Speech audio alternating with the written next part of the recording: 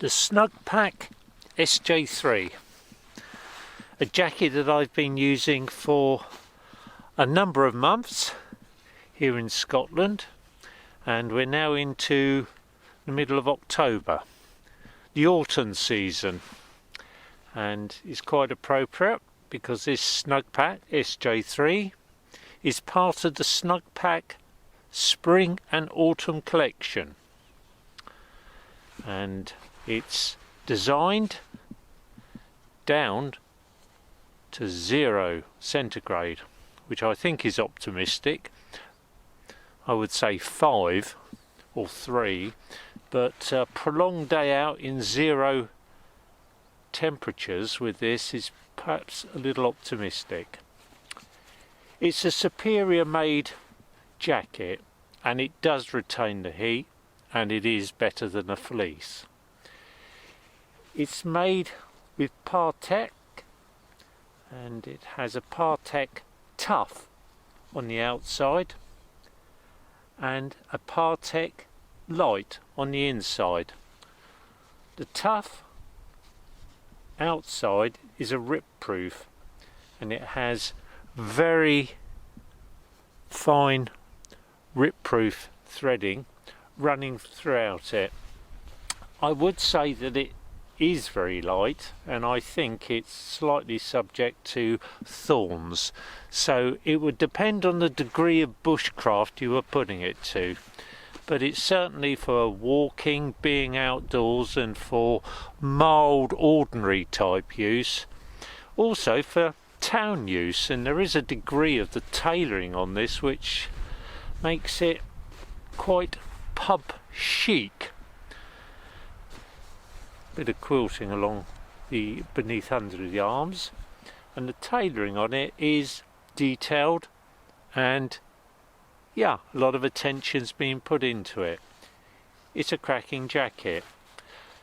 It's not waterproof, it's water repellent, and the instructions and washing instructions tell you quite clearly that you need to use a priority washing and water repellent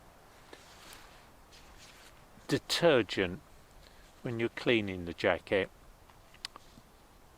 It is on the inside, it has a wallet pocket that is deep. You could retain a map in it, and you could safely put in sort of documents, wallets, etc., and zip it up. Throughout there are YKK zips. It is a good item and well thought through. On the front is the YKK windproof zip, and that seals the front up so you don't get any uncomfortable drafts on your stomach or your chest. It really is two-handed operation because you do need to hold the waist when you're drawing up the zip. It's got a little puller on it, and lovely detailed little item. The waist is windproofed, and there are 2 single-handed elasticated drawstrings on it, so you're able to prevent any draft from going up from beneath, and that really retains the heat inside. Particularly when you add to that, the collar has a choker, and this is not elasticated, it's a cord, and when you draw the cord up, or it will hold and retain the heat inside the jacket, so you don't have that chimney effect with cold air entering the bottom and drawing the warm air from the body out round the neck. I use it with a thin scarf, and I find that really does hold in body heat. The wrists are elasticated, and for me the elastication is not really elasticated enough. I'd like it a centimetre, well, would be 2 centimetres, run a stitch in just that little bit tighter. so that today I'm on my bicycle, have gauntlet gloves, but you do, if you are moving and you don't have the wrist quite tight, you do notice that there is warm air being sucked, drawn out, and cold air sucked in. On top of this, and fitting into the collar, is the hood. And this is, when it starts becoming windy, as it can in Scotland, this is a really nice little feature. You can, it's just has a fleece on the inside, a thin fleece, but that's more than adequate to make the difference between being uncomfortable around the back of your neck to not being uncomfortable. It's a nice jacket, and it's well thought out, and it's well tailored, and it's detailed. As a bushcraft jacket, I think it's could be slightly vulnerable to thorns and branches. You could use it under a more robust outer, but it is lightweight and it will pack down into a tight little snug bag. It is more practical than a fleece. It is quilted and it has a high technical quality fleece lining to it between the two layers of paratek, and it does give you body heat. I'm using it over a snug fitting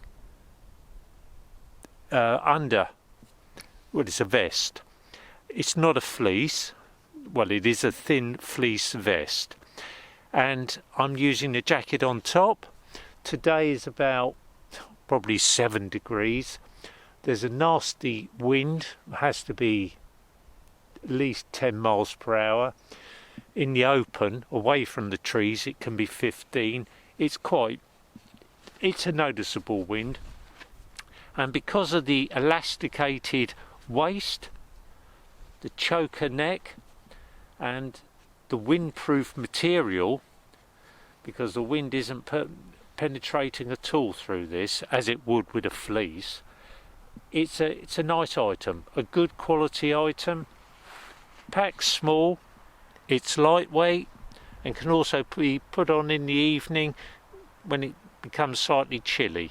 So all you really need is a decent thermal undervest, long sleeved, and this on top, and you will be comfortable to, as I say, today is about 7 degrees, 5-7 degrees, lower 1 degree, not sure, but it is a good item, and for all spring and autumn use I would recommend.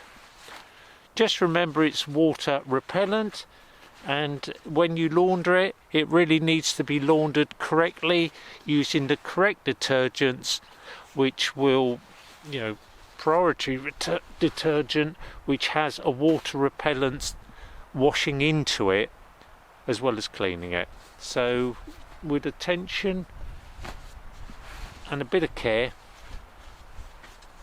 a long-lasting item, I recommend. I've been using it, as I say, for 3 months in North Scotland. I've been, in effect, bugging out. And here's a quick panorama of the area that I'm exploring. It's the Flow area. It's west of Thurso, very north of Scotland, in the Highlands.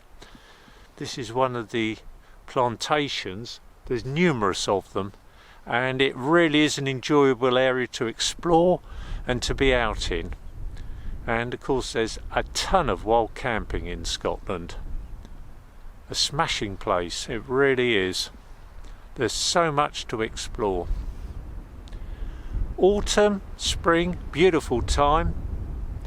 Summer, you've got the midges, and this about a month ago was quite pestilent with them.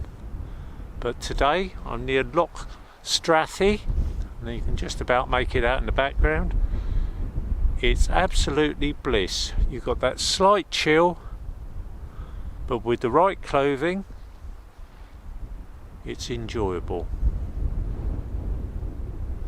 So perhaps may encourage some of you to explore the very north of Scotland. Thank you for watching.